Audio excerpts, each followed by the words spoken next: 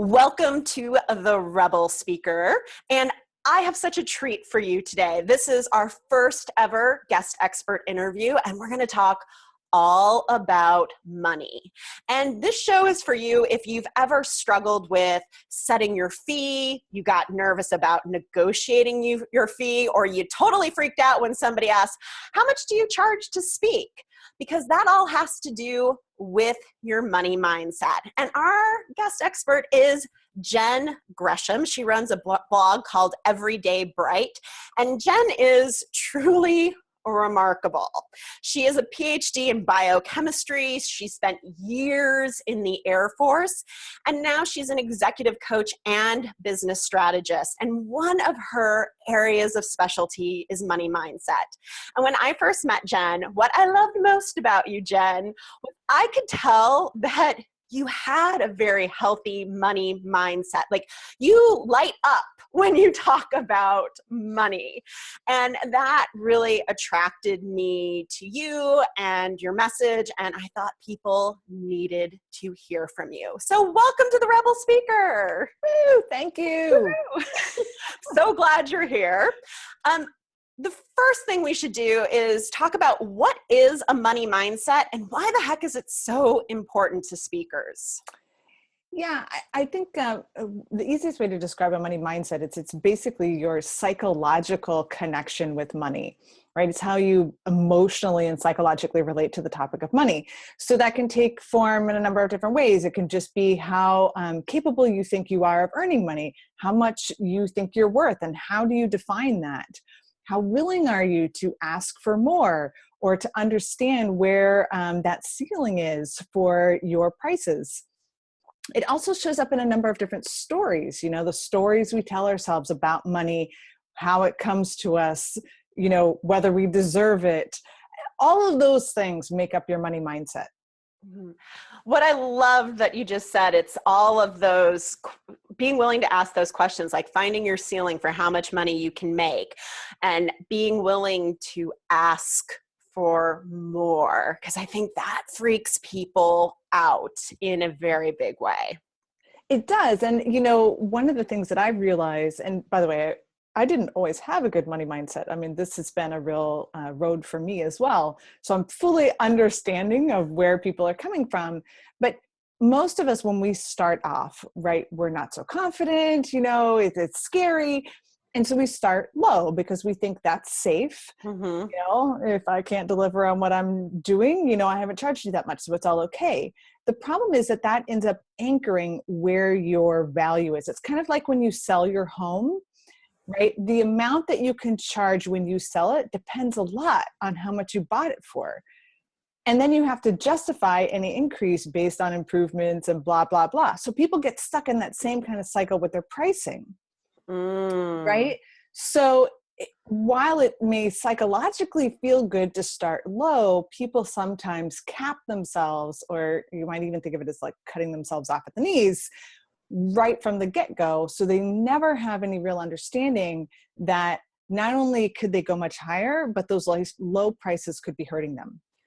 So that's interesting, because I know there's a tendency for speakers to, when they're first starting out, to basically take whatever they can get. Anything from, I charge $250 an hour, and really set it as an hourly. I'll be there for the speech for an hour, so $250. Or, they'll be like, oh, money, it doesn't matter. I'll take whatever I can get. And I never thought about it as it's really anchoring their price early on. And what do you think when you're starting out and you have a low price that communicates to other people?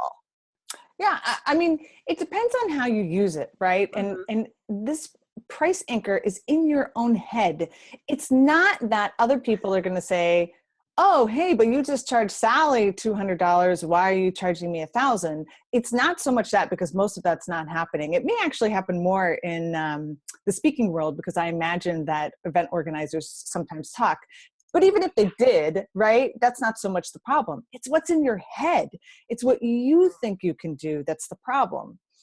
And so if that lower price gives you the confidence to get started, that's okay. Like, great, right? Like, you don't want to price it so high that you're immobilized. Yes. But you need to have a story there for yourself that says, okay, I'm doing this now just to get started, just to get things on my resume. But you have a plan, right? Like, I'm going to get 2 of these, and then my prices are going to go to here. And I may make a 5 or 10-fold jump in price because that's where I should be. I like what you said, because I feel like speakers never have a plan for pricing. Like, this is what I see again and again. So I have the Rebel Speaker Facebook group, and I swear, Jen, once a week, someone will rush into the group because, oh my gosh, I just got an email and they want me to speak and they want to know what my fee is, and I have no idea what to tell them. Right. Right. And I think this is, I am a big fan of custom pricing. It's really difficult to have a price because it makes it sound like the price is all about me. And this is the big switch, is that actually your price has very little to do with you. It has to do with the value that you can deliver for that person. Okay, I'm going to say that again. Your price has little to do with you and has everything to do with the value you deliver to that person. That's right. So let's say I'm a speaker. Yeah. Okay, I am a speaker. But let's say it. let's do a pretend here. Let's say that I'm a speaker and I come to you and I'm like, Jen, I don't know what to charge.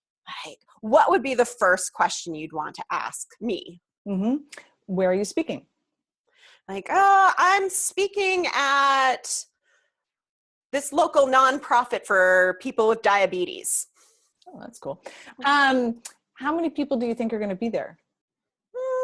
Probably 30, I think they said. And what is the purpose of this meeting for the organization that's putting it on? The purpose is to help them advocate better for their cause. So it's fundraising? I would say definitely fundraising. Yes, that's part of it. And explaining what they do in the community and what services are available. I would suspect here that you might need to get a little more clarity on what this event really does for them. So, like, I would want to know, are they asking people for money at this event? Are they hoping to form partnerships? Is it really just educational, where they just want people in the community to know that it exists? What I want you to see is that those 3 scenarios have very different values.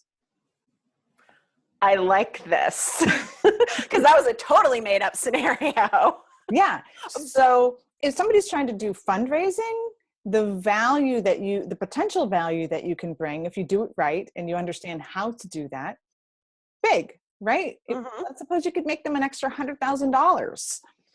Yeah. That's a big value. If they're just educating the community about what they do, this is probably, it's not a big win for them. So the value is much lower. And they're not going to be able to pay as much. Right. Or they're going to say that their budget is much lower. Right. As it should be. So it's all about defining your value. So one of the things I hear when I talk with speakers or meet with clients and I ask them, what is it like? What challenge are you solving? What value are you bringing? I hear, just so passionate and I just want people to live a better life. Good. That's nice. But again, your value has very little to do with you and has everything to do with the value that you're delivering. And so I think it's easy for speakers to get confused on who the real customer is. It's not the person sitting in the audience.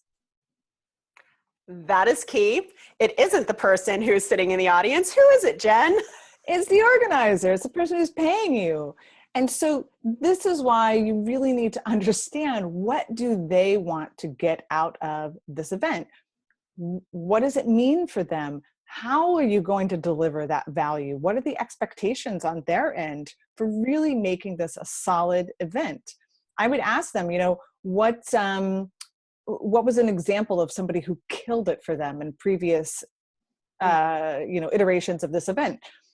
Who bombed it? You don't need a name, but what was it that really fell short of expectations? So there's a real process here, and it involves understanding the person who's hiring you and what value you can deliver them. I like that, because I think that is key. Because the other thing I see a whole lot of is people will get an email, it's an inbound lead, they're super excited, and they ask, well, what's your fee? And instead of answering that right away, it seems like the best course of action, and what I tell people to try to do, is get on the phone with the person so you can ask those questions about, yeah, who's knocked it out of the park for you? Who wasn't as good? And what did you learn? And what are you looking for? What are your goals? And this is how then I can add value and help you get to those goals. And then it helps you price. So would you recommend custom pricing then for speakers? I do. And I do that for my own work. I have a general ballpark that I charge for time. But one of the biggest things I do in my money mindset work is helping people understand that no one's really paying for your time. If I could knock something out of the park at an event in 10 minutes, they'd be just as happy as they would be with a 1-hour talk. It has nothing to do with the time. It's all about the results. And so you kind of want to have a band for different scenarios, that kind of thing. But yeah, I really, for myself, now I'm a coach, so it's slightly different. But the way I price is I have 3 factors. The first part is, what do I think that value is that that person will get out of it? And I spend a lot of time figuring that out. Then I ask myself, what do I think is the chance of being able to deliver that full value? Which depends on me, and it also depends on them. Depends on the situation. A lot of things are luck, right? Yeah. You don't have control of them. So I'm making a mental calculation, how likely do I think this person is to get to the value that they want? And then third, how complex is this project? Is this going to involve a huge amount of effort and time on my part? Maybe I have to research something to really help them. Or is this already well within my sphere of influence that I know a lot about, and it's going to be pretty easy? Yeah, so I use those 3 things, and I just come up with a price. Yeah, I think that makes a lot of sense. Like, especially the complexity aspect, because if you really have to customize a presentation, maybe you're still delivering your core message, but you need to have different stories and different examples, and those all have to be developed, or they're asking you to have a breakout workshop afterwards based on your keynote speech. That adds a level of complexity. So I like thinking about that. And also, like, how confident are you that you can deliver these results? Because yes, there's a whole lot out of your control, because sometimes speakers walk in and woo, there's stuff going on that you have no control over. Right. But if you're confident, then it's like, okay, I need to consider that as well. So I love the way you think about it. And also, I talk a lot about having boundaries around your speaking fees. Like, you can have like what you typically charge, like what that typical speech package looks like, but having a lower limit, like, I will not drop below, like, my fee's $5,000. I will not drop below $3,500. Like, having that lower limit that's an automatic no, I think is a must. And then also being like, this is going to be a little bit more difficult. We've got to ratchet that fee up. So having that band, oh my gosh, so important.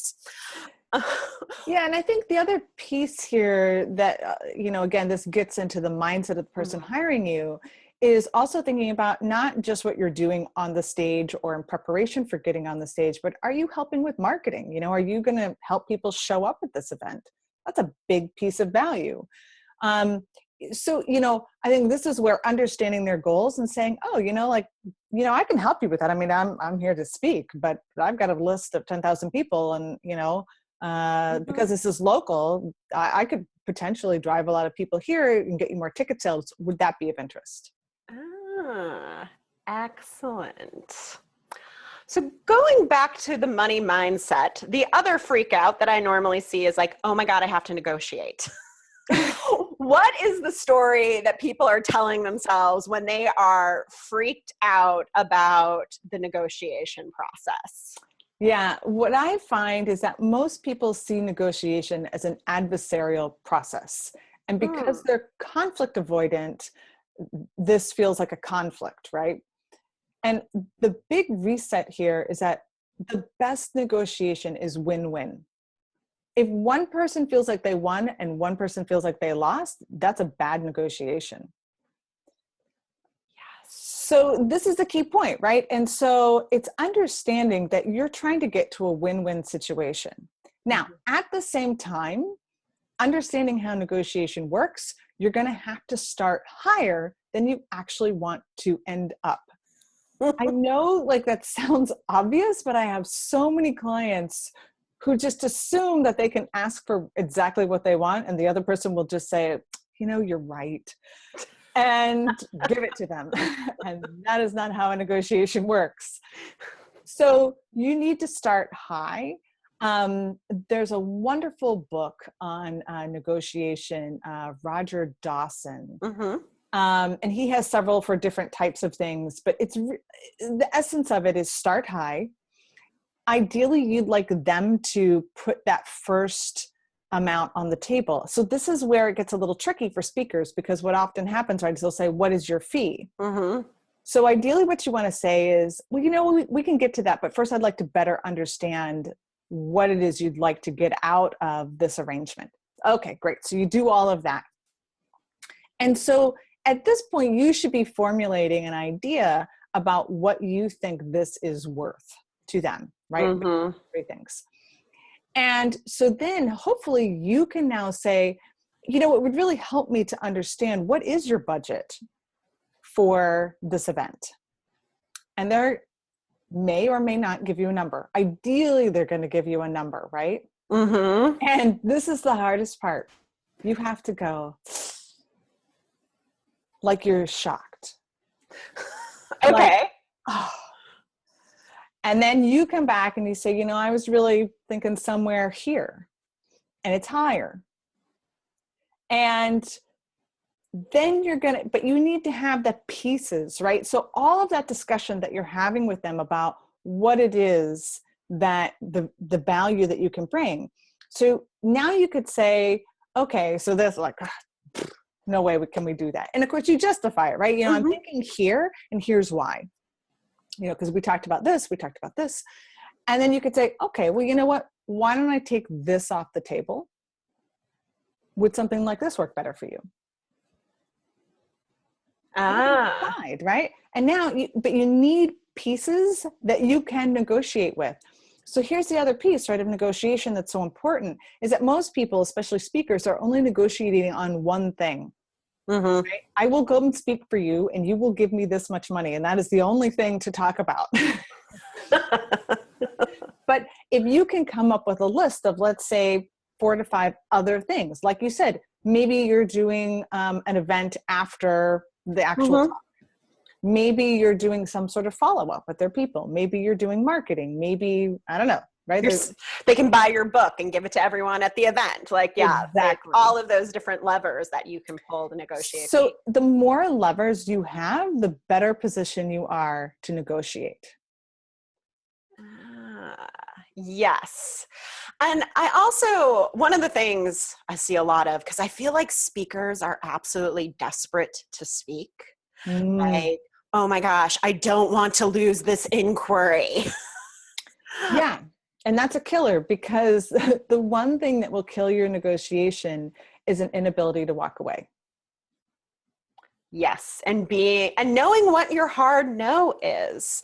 Because if they say, you know, like if you're thinking this project's $5,000 or the speaking engagement's $5,000 and they're like, we have a budget of $1,000. It's not like, yeah, of course I'll do it. It's, no, we have to talk about this because this is what I'm providing. Right. And you might even do some of these other things. Right. So you do that. Why is it so low? I mean, don't be afraid to say, why is it so low? Didn't you just tell me like you're hoping to do fundraising at this activity, or, you know, that you're hoping to sell 500 spots at $1,000 each? You know, I don't know what the thing is, right? But this is where that pricing comes in, and don't be afraid to question them on it. And again, not in an adversarial way. You're just trying to understand. And you can keep, if you really want it, right? You can keep saying, look, I'm sure we're going to figure something out here. I really want to do this for you. we just need to get to a place where this works for both of us. So once again, going after that win-win result where it works for Mm-hmm. you and what you need, and it works for them, they get the value that you can provide. So I like that. And because I think speakers really come at it at this adversarial, like, oh, and that desperation and attachment of, I need this gig. And instead just switching it and being like, I'm not afraid to walk away, and I'm not afraid to ask for more. Right. The other thing to remember, because right, there's this scarcity mindset that a lot of people struggle with, right? But that's where that inability to walk away comes from. And what I always tell people is that I find you'll spend roughly the same amount of time and effort making $1,000 sale as you will a $10,000 sale. It's not actually any harder. Your conversion rate may be slightly different. Mm-hmm. But you get 10 times more with a $10,000 sale. So you can get 9 no's and only 1 yes to get $10,000. Whereas at $1,000 sale, all 10 people have to say yes to get you the same amount. Love it. So true. Right. And that's why you need to let go of that scarcity mindset and say, yeah, not only am I going to get no's, like, embrace the no. You were bold. Embrace the no. Do you think that's one of the best ways to get over the scarcity mindset, is by just like embracing the no? It's what I do with my clients. I try to turn this into a game Uh-huh. and to feel good about getting rejected. When I did this with my coach the first time, and I went through the game, and I'd made more money than I had ever made in my life. I mean, I just couldn't believe it because I kept making proposals that felt outrageous, and people would say yes. And I was like, who knew, right? Who knew? And so when I got to that, at the end of that game, he said, Jen, I'm really happy for you that you made so much money, but you didn't really do that well in the game. And I was like, what do you mean? He's like, you never got a really strong no. You never had someone say like, are you out of your mind? And I was like, you're right. I could have been a lot bolder.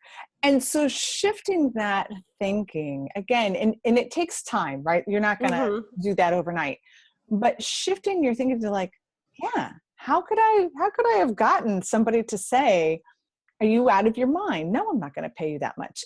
And the thing is, right, people think that if you get to that point, it's over, like there's no way back, but it's not true. It's absolutely not true. So you always have the option to say, what makes you say that, and you can negotiate from there. Love it. I think that's so important that, make the bold ask. And Right. then you can always back off from there and try to find that win-win outcome. Mm-hmm.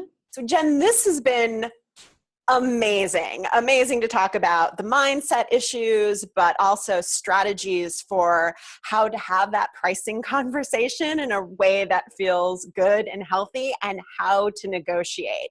So why don't you tell the other Rebel speakers out there how they can find you?